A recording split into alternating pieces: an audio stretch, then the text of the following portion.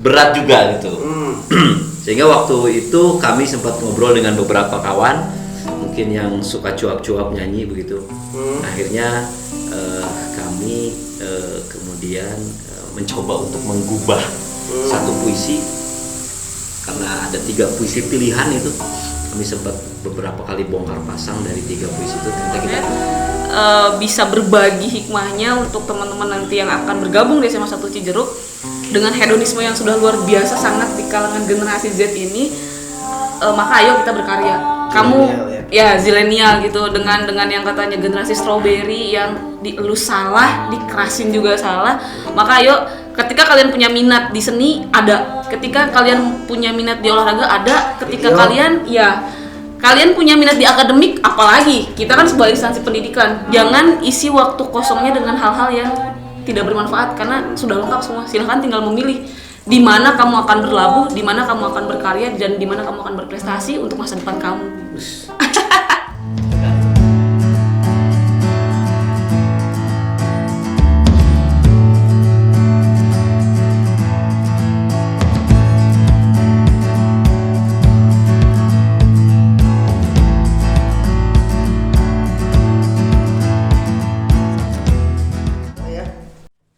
Assalamualaikum warahmatullahi wabarakatuh. Waalaikumsalam warahmatullahi wabarakatuh. Sampurasun. Rampes. Ya, puji dan syukur kita sudah bisa bertemu hari ini. Atas rahmat Allah Subhanahu wa taala kita masih bisa ngumpul di saat hari libur ya. Libur. Di saat momen-momen libur ini kita masih bisa berkumpul, dan ada beberapa hal yang ingin kami bahas di SPM Radio atau Suara Pendidikan Merdeka SMA Negeri 1 Cijeruk. Terkait dengan ada sebuah kegiatan yang dilaksanakan oleh Balai Bahasa Provinsi Jawa Barat, yaitu musikalisasi puisi. Nah, seperti yang kita ketahui, kalau dalam konteks berkesenian atau setelah pementasan biasanya ada disebut pertanggungjawaban produksi atau pertanggungjawaban karya. Nah, kita mungkin bisa ngusahain nanti kita pakai Zoom dengan si penulis puisinya, tetapi sekarang kita ngomong keproduksian yang sudah dilakukan oleh SMA 1 Cijeruk. Pertama-tama saya ingin perkenalkan dulu. Di sini ada Mas Nuk. Kata biasanya disebut Pak Oco. Atau namanya siapa sih aslinya? Saya pengen tahu. Dwi Elsa Nugroho. Sehari-hari kegiatan? Mengajar, mapel apa? sejarah Ya. Beliau tidak hanya sebagai guru sejarah, tapi dikenal juga sebagai aktivis teater. mantan atau apa? Saya pikir itu jabatan seperti copet ya. Tidak ada mantan, cuma ada copet gitu. Ya, ketika aktif atau tidak aktif, Aktif atau tidak aktif gitu. Nah, selain Mas Ocha ada ibu cantik ini, masih lajang. Saya biasa memanggilnya Bu Kiki, tapi nama lengkapnya siapa sih? Nurizky Febriani, Pak. Nurizky Febriani. Beliau mengampu olahraga. Tetapi ada yang menarik di keproduksian ini adalah Mas Dwi atau Mas Oco atau Pak Oco itu sebagai Pimpro ya. Nah, Pak Pimpro, kemudian juga Bu Kiki adalah jadi apa kemarin tuh? Pemegang kabel, Pak. Pemegang kabel ya. Beliau adalah yang mengimplementasikan. Pak Oco, bisa diceritakan sih keproduksian apa yang dilakukan di SMA 1 Cijeruk atau yang kemarin dilakukan itu? Ya, jadi ini kali pertama kami berusaha untuk membuat karya musikalisasi puisi. Oke. Ya, kalau membaca atau menteatrikalisasi itu mungkin saya punya pengalaman. Tapi untuk musikalisasi ini kali pertama saya melakukan itu, sehingga mungkin ini menjadi hal baru bagi saya. Kemudian terkait dengan musik gitu ya, mungkin sense of music saya itu masih kurang sehingga ketika kami ditantang untuk membuat musikalisasi oleh bapak ini saya agak berat juga gitu. Sehingga waktu itu kami sempat ngobrol dengan beberapa kawan mungkin yang suka cuap-cuap nyanyi begitu. Akhirnya kami kemudian mencoba untuk menggubah satu puisi, karena ada 3 puisi pilihan itu. Kami sempat beberapa kali bongkar pasang dari 3 puisi itu, ternyata kita cocok di puisi Pekat Karam karya Pak Uji ya. Ya, Ujianto Sadewa. Nah, jadi gubahan itu sebetulnya itu dibuat oleh Ibu Nadia. Oh, ada lagi satu orang lagi ya? Ada satu orang lagi, Nadia, Ibu Nadia. Guru biologi juga ini.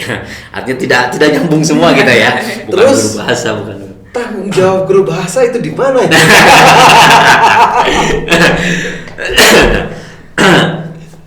Kemudian kita setelah menggubah itu kita ngobrol dengan siswa.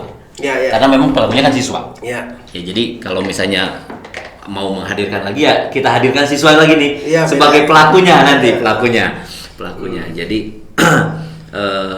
kita berproses bersama siswa. Saya juga berkeyakinan kemarin itu saya tidak ingin memaksakan ide. Karena memang misal ide itu berangkat dari kami para guru. Tapi kami tidak ingin memaksakan ide itu. Silakan mereka interpretasi dari bahan awal yang kita berikan, kemudian siswa menginterpretasinya, akhirnya jadi seperti itu. Nah, kemudian dalam proses keproduksian ini kita kan juga lombanya itu audio visual. Nah, selain suara juga ada tampilan. Maka dalam hal ini kemudian saya meminta bantuan Bu Kiki untuk menginterpretasikan menjadi gambar. Dari gambar ya, di Jadi musikalisasi. gambar, ya. Jadi kita tidak berhadapan langsung dengan juri, tetapi musikalisasi itu direkam dan dikirimkan. Oke. Ada aturan spesifik nggak mengenai rekaman tersebut gitu? Spesifiknya adalah pada tidak boleh diedit gitu. Tidak boleh diedit. Tidak boleh diedit. Jadi karya ini harus original, bahkan dalam taklimat para juri itu mengatakan bahwa disarankan lah, direkomendasikan untuk hanya menggunakan speaker dari kamera katanya. Speaker Mic, dari Meren. kamera. Mic dari kamera. Namun kebetulan kan ya Bu Kiki, mic kamera kita Nggak itu bisa. rusak Iya. ya, kurang bagus lah gitu ya, sehingga akhirnya kami menggunakan mixer ya. Mixer Untuk dikonekkan untuk ke sana. dikonekkan kan. Tapi insya Allah kami tidak melakukan editing sama sekali terkait dengan suara. Terkait dengan suara. Ya, kemudian kalau video bentar, saya mau nanya ke dia nanti. suara lagi. Yang sulit bagi saya itu adalah bahwa kami tidak boleh merubah sedikit pun teks puisi itu. Oke. Ini agak rumit ini untuk mungkin sama saja sih, semua penggubah musikalisasi puisi juga pasti akan mendapatkan persoalan di sana. Ya. Karena seringkali kita menemukan ada part yang kita sukai gitu ya. Misalnya di refrain gitu ya, itu pengennya mah diulang-ulang gitu. Atau setelah refrain itu ada intro, kemudian pengennya ke refrain lagi gitu. Nah, ini yang agak sulit gitu. Nggak boleh balikan sama mantan gitu ya. Nah, itu kan kita harus mulai dari awal lagi gitu kan. Ya. Oke. Nah, tadi dari Mas Dwi ya mengenai aturan yang saya pikir cukup ketat ya. Iya, sangat. Bagaimana dengan Bu Kiki dengan pengalaman proses ini kan biasanya kalau film pengambilan itu kan bisa bolak-balik gitu ya, retake. Nah, ini kan harus one single shot ya. Iya. Nah, gimana tuh, bisa diceritakan nggak pengalamannya itu? Cukup lumayan berbeda dari produksi video-video yang lainnya gitu Pak. Ketambah ini produksi kita setelah vakum di tahun lalu gitu, karena biasanya kita produksi terus dengan lensa Nirmala, cuman kita vakum dan baru kemarin. Dan yaitu ketika Pak Dwi bilang, Ki nanti video dan sebagainya, kirain oh ya sudah, karena beberapa kali kita bikin skenario kayak gitu, nanti tag gambarnya kayak gimana, seperti apa, kemudian diberikan arrangement diberikan videonya dulu, video rekaman si anak-anak dalam menyampaikan musikalisasi puisinya. Terus kata saya, oh berarti kayak gini. Nah, ketika dapat info one take Ki, oh one take. Jadi gini Pak, karena saya bukan orang broadcast gitu dan saya bukan akademisi broadcasting, cukup lumayan mengolah pikiran dan mengolah rasa lagi dalam proses proses pemvideoannya kayak gitu. Karena apa? Saya sampai detik ini belum tahu bagaimana cara mengambil gambar yang baik. Kiblat saya pokoknya saya satukan dulu apa yang saya ingin videokan dengan rasa saya, dengan feel kayak gitu. Terus saya satukan dulu lilahnya dapat gak gitu. Karena kalau lilahnya dapat, ngambil video pasti enak. Itu makanya ketika Pak Dwi ngirimin foto videonya diputar berkali-kali sampai musiknya itu titik mana yang dominan di titik ini siapa. Dominan di titik ini sama bener-bener dibayangin dulu enaknya kayak gimana ya. Oh gini-gini. Nah, udah dapet nih, oke gini nih, one take-nya gitu, one take one shoot-nya. Ternyata ada tambahan alat musik baru ya Pak ya? Jadi unik gitu, unik menarik dan hasilnya pun luar biasa gitu. Di hari H kita akan take, ada penambahan aransemen baru lah kayak gitu. Wah mikir lagi, didengerin lagi, dan itu luar biasa sampai akhirnya produksi di hari itu bisa, kata Pak Dwi dan Pak Sutansi itu udah memuaskan, cuman kata saya dengan karya musikalisasi puisi yang luar biasa itu belum memuaskan dari segi visualnya gitu, karena masih pengen berkali-kali sampai dapat hasil yang maksimal kayak gitu. Ya, berapa kali sih? Kemarin itu karena kita padat ya Pak ya, kegiatan, kita ada kegiatan di sekolah juga, kita cuma curi-curi waktu 3 kali take ya Pak? 3 kali take. Ya 3 kali take kurang lebih. Ya, ya tadi mungkin kalau masalah gambar yang belum ketemu, kalau suara udah oke, kita bisa ngambil untuk video klip ya. Iya, amin. Kalau ini kan memang single take karena untuk dikirimkan single take. Karena memang audio itu hanya video itu hanya pendukung Pak. Iya tetapi kan video dan suara itu kan sekaligus kan kita ngerekamnya gitu, nggak berbeda gitu. Iya. Seperti itu. Nah, adakah pengalaman-pengalaman yang lain yang menarik dari proses pembuatan musikalisasi puisi ini? Sangat. Gimana tuh? Ceritakan para personal ini. Awalnya begini, saya berpikir ketika saya mendengar musikalisasi puisi, bayangan saya adalah membacakan puisi diiringi musik. Bukan menyanyikan begitu ya. Sehingga ketika kami mengajak siswa itu kita nggak mempertimbangkan apakah dia bisa alat musik atau enggak. Ketika jeda kita bikin loh ini perlu alat musik dan lain sebagainya. Sementara peserta siswa itu mungkin terbatas kemampuan alat musik. Nah sehingga saya harus berpikir keras gimana caranya ini semua bermain gitu. Jadi sebenarnya bisa alat musik berapa orang? 1 orang. yang pegang? Yang pegang gitar. Yang lain itu tidak bisa alat musik. Kalau saya katakan nggak bisa ya mungkin bisa ya, saya juga nggak tahu gitu ya. Tapi kalau dikatakan bisa itu ketukan aja kadang-kadang banyak aja gitu ya. Makanya kemudian saya berpikir bagaimana mencari alat musik yang nggak perlu skill yang lebih gitu. Akhirnya waktu itu saya berpikir bikin alat musik yang dari ini ya bambu itu. Yang tidak perlu ada ketukan atau apa dan lain sebagainya begitu ya, hanya perlu rasa gitu ya. Itu saya rasa mungkin pengalaman ke depan lah. Atau tiba-tiba Jimbe jadi pencuri adegan itu tekannya yang keras harus ditempeli ya. Ya karena saya juga terlibat sih merasakan ya. Nah kalau untuk yang menyanyikan sendiri gimana tuh? Menyanyikan maksudnya gimana apanya? Iya, untuk penyanyinya. Saya rasa sih saya puas dengan penyanyi yang kemarin menyanyikan itu karena warna suaranya menurut saya keren ya, bagus juga gitu. Kemudian penghayatan juga dia kuat gitu ya, penghayatannya kuat. Walaupun yang lain ada juga yang tapi karena mereka itu Pak, mereka itu tegang. Iya tegang karena pegang alat musik baru. Bahkan ada yang saya minta untuk pegang alat musik itu pada pagi hari sebelum take gitu.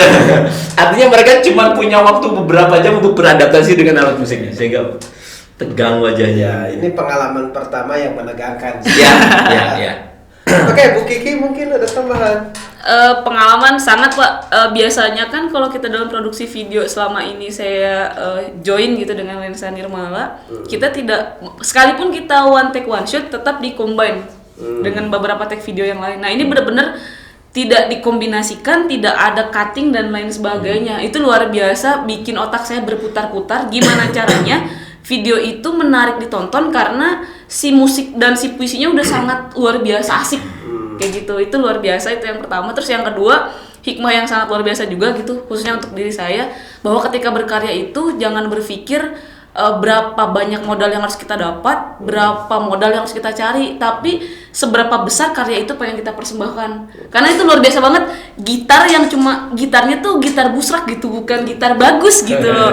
Udah gitu pak tungtungnya itu bukan jimbe buat main rebana ya Pak ya? Ya, manawis. Udah gitu Itu di bawahnya dikasih busa itu. Oh, dikasih busa. Ada tahu kan? Ada sangat bermain gitu. Iya. Itu pemainnya itu sampai tegang begitu. Karena diomelin terus. Iya. Maka dari itu, udah gitu yang apa suara untuk ombak ya Pak ya? Iya. Itu dari kacang ijo gitu maksudnya. Tung itu kan menarik. Lalu bagaimana saya harus lewat video semua itu unik untuk terlihat dan semuanya menonjol karena masing-masing itu dominan tapi mereka berkolaborasi jadi satu. Pak Karam itu luar biasa banget pengalaman yang saya dapat Pak. Di combine. Iya. Nah, ini ada yang sebelum saya kelupaan. Iya. Nanti saya akan ujikan Iya. sama Pak Uci. Iya. Menurut Anda puisi Pak Karam itu isinya apa sih? Isinya Apa tuh isinya? Ya, saya agak sulit juga ya ketika pertama kali saya baca puisi Pak Karam itu, agak sulit menginterpretasinya begitu. Dari judul Bukan saja. kalau semakin sulit interpretasi itu semakin bagus itu. Ya itulah itu. Kenapa kemudian saya pilih itu gitu. Saya dengan Bu Nadia itu kan ada 3 pilihan puisi itu. Kita sudah coba bikin aransemen ketiga-tiganya itu. Kita ketiganya. Si ibu hamil itu ya. Ibu itu, ya. Bahkan yang nyanyian ayunan di pohon jambu itu, kita punya 2 aransemen. Oh yes. Aransemen saya sendiri, aransemen Bu Nadia sendiri. Ya. Jadi nanti kita bikin video klipnya ya. Boleh. Yang ketiganya. Ya, kepada waktu saya punya aransemennya juga. Tapi kita akhirnya putuskan untuk yang Pak Karam. Yang Pak Karam ini isinya apa? ya itu karena saya saking sulitnya begitu. Dilihat dari apa namanya ya, Pilihan. struktur bahasa Pak ya. Pilihan kata, kalimat. Ini kita di bangunan aja, bangunan. Puisi yang enak itu kan yang puisi 4 bait Pak ya. 4 bait. Yang pertama 2, 4, kemudian berikutnya terus gitu. Itu akan lebih mudah ya, akan lebih pantun, lebih mudah dinyanyikan. Ini kan puisi ini kan enggak ngaco gitu ya. Ini benar-benar apa namanya puisi beling kalau zaman dulu tuh bilangnya tuh puisi modern lah, kayak modelnya Khairul Anwar dan sebagainya gitu. Sehingga ini agak sulit untuk digubah gitu menjadi sebuah lagu. Kemudian masuk ke dalam teksnya itu pun sama. Pak Karam ini kan agak ini ya, agak jauh gitu ya. Pekak itu kan ke suara yang keras. Pekak, mentah Karam itu terkait dengan laut gitu. Suara yang tenggelam gitu ya. Nah, itu bagaimana begitu ya. Ini cerita tentang apa gitu kan. Tentang laut. Makanya kemudian saya juga sulit gitu untuk mengajak anak untuk menginterpretasikan itu gitu. Tapi dapat. Kalau yang saya temukan itu bahwa ini adalah sebuah apa ya namanya ya, sebuah kontradiksi Pak, kontradiksi. Jadi kalau misalnya kita anggap dengan seseorang yang sedang pacaran, itu benci tapi rindu, ya, ingin meninggalkan tapi juga udah bosan, ingin meninggalkan tapi masih kangen, gitu lah, kayak gitu. Nah, rumah ini ditinggal penghuninya dan lain sebagainya, itu kan tentang kehilangan gitu ya. Tapi masih ada kerinduan begitu. Nah, saya rasa sih itu si kontradiksi. Saya menilainya begitu. Peziarah baru ya. Peziarah baru dan sebagainya gitu. Ini kontra menurut saya sih itu ya. Kalau saya membacanya ke sana. Kemudian idiom-idiom yang diambil itu adalah idiom ya laut ya. Laut ada tenggelam, Palma, ada palma, kemudian Rambadia itu kan nyanyian Pak ya, nyanyian lokal di mana sih saya lupa itu. Di ND bukan? Iya kalau nggak salah di daerah timur ya itu. Saya rasa sih itu sulit bener. Mungkin kalau ini nanti dikirimkan ke Mas Uji ya. Kalau Mas Uji kasih tahu saya. Jangan, konflik of interest. Makanya kenapa belum dihadirkan untuk di podcast lewat Zoom atau apa, itu konflik of interest kan boleh. Cuman kalau misalkan ada pertanyaan dari juri kenapa ini kayak jadi gini, ya minimal kita sudah memberikan pertanggungjawaban karya gitu. Kenapa sih melakukan? Iya. Nah, Bu Kiki sendiri ada yang punya tafsir berbeda dari Pekah Karang ini? Proses pengambilan gambar gitu ya Pak, ketika Pak Oco bilang itu cukup cepat karena kita kebetulan sedang hektik di kerjaan juga. Jadi saya belum sempat membedah si isi puisinya. Saya hanya mendengarkan alat musiknya, kemudian mendengarkan alunan suara dari masing-masing pengisi suaranya gitu loh. Lalu saya membayangkan bagaimana nanti saya memvideokannya, posisinya, latarnya, apalagi salah satu yang tersulit dari banyaknya kesulitan dalam proses pemvideoan adalah video itu harus di kelas. Wah, imajinasi saya terkunci. Karena ketika saya mendengar Rumah Kosong, terus Palma, terus pokoknya yang video-video melaut itu rumah pantai ya. Nah, pokoknya pantai atau enggak minimal alam. Saya berpikiran pokoknya ya alam, ada dedaunan dan sebagainya. Ki nggak boleh di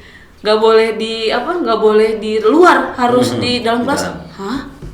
Background kelas apa yang menarik dengan puisi yang asik ini? Jadi saya belum sempat membedah isi puisi, cuman saya hanya mendengarkan si suara vokalnya kayak gitu dan mendengarkan alunan masing-masing alat musik ketika mereka jadi satu. Lalu apa yang enak untuk saya videokan, itu saja mungkin pada saat saya ini. Mudah-mudahan setelah melihat ya video itu kan belum dirilis ya. Belum rilis. Juri ya. Iya.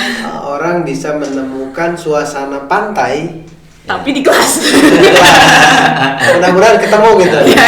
Ya, sound systemnya ini kok.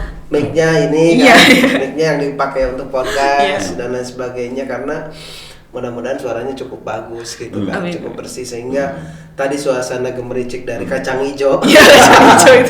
Itu kemudian akan bertemu imajinasi bahwa itu adalah healing sekarang. Iya betul.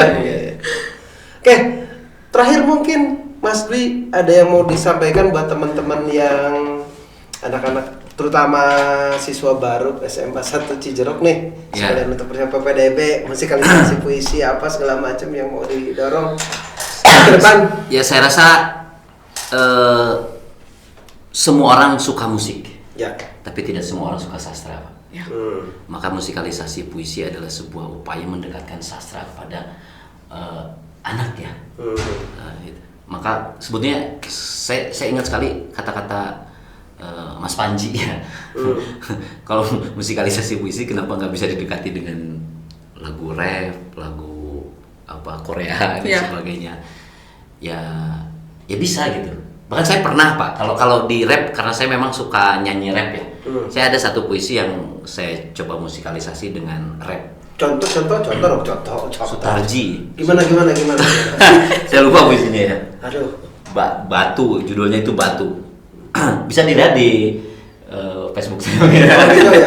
Namanya apa di Facebooknya? Dwi Nugroho. Bisa di-search. Karena memang mungkin karakter si teks puisinya ya bisa nggak dijadikan rap, dijadikan apa? Memang nggak bisa dipaksakan. Tapi kepada pengalaman siswa itu pasti mungkin bisa. Kalau kami yang sudah tua-tua ini mungkin ya. Anda. Ya. Saya. Itu sih Pak. Dan mohon doanya mudah-mudahan ini lolos karena kita amin. Baru ikut penyisihan. Tanggal 11 kita pengumuman untuk final akan diambil 20 peserta. Oke. Informasi Pak, ini 57 peserta Pak. Se-provinsi Jawa Barat. 57 dan para pemain seniornya banyak ya? Ya banyak sekali. Kita yang takut itu siapa? SMKN 10 ya. SMKN 10 Bandung. Mungkin perlu di tag ya. Juniornya Sule ya. SMKI. Oke. Bu Kiki. Untuk anak baru ya Pak. Mungkin kalau saya karena nggak sastra banget kayak Pak Ocha dan Pak Sultan kayak gitu. Kalau saya bisa berbagi hikmahnya untuk teman-teman nanti yang akan bergabung di SMA 1 Cijeruk dengan hedonisme yang sudah luar biasa sangat di kalangan generasi Z ini, maka ayo kita berkarya. Kamu ya zilenial gitu, dengan yang katanya generasi strawberry yang lu salah, dikerasin juga salah. Maka ayo, ketika kalian punya minat di seni ada, ketika kalian punya minat di olahraga ada, ketika kalian punya minat di akademik, apalagi kita kan sebuah instansi pendidikan. Jangan isi waktu kosongnya dengan hal-hal yang tidak bermanfaat, karena sudah lengkap semua. Silahkan tinggal memilih di mana kamu akan berlabuh, di mana kamu akan berkarya, dan di mana kamu akan berprestasi untuk masa depan kamu. Gue bingung, dari tadi gue mau ngambil quote apa gitu. Terlalu banyak ya. Gue pakai gua lagi. Terbahas suasana. Gara-gara ngomong zilenial. Ya, mungkin itu ya. Terima kasih kepada Mas Dwi, Pak Ocho, Pak Sultan juga. Udah Bu Kiki juga yang sudah ini contoh buat semua mungkin ya, bahwa Bu Kiki walaupun guru olahraga tetapi dia menekuni bidang videografi gitu kan. Kemudian bagaimana menerjemahkan sebuah karya sastra dan menyampaikannya. Mas Luk juga sebagai pemain teater tapi backgroundnya sejarah, dan memang pertanyaannya guru bahasa seperti saya ngapain. Saya cuma kasih tahu, saya cuma pegang mixer ngomel aja gitu kan, ngomel aja kalau memang proses tidak berjalan. Karena memang ya tadi kolaborasi ya. Ini kan kita prinsip pendidikan kolaborasi. Nah, beliau misalkan lemah di musikalisasi karena ketukan juga sama. Nah, ini bisnisnya ngomporin. Ya, jangan. Orang-orang Bandung semua tahu saya tidak memiliki ketukan. Itu realitasnya. Tapi saya tahu kalau itu salah. Problemnya di sana. Jadi bisa kritis, tidak bisa mencontohkan yang baik. Oke. Rekan-rekan Pendidikan Merdeka, ini seri pertama untuk pertanggungguggatan. Kalau saya pertanggungguggatan ya. Siap. Kalau ngejawab gampang, kalau digugat kan beda lagi, orang biasanya lari.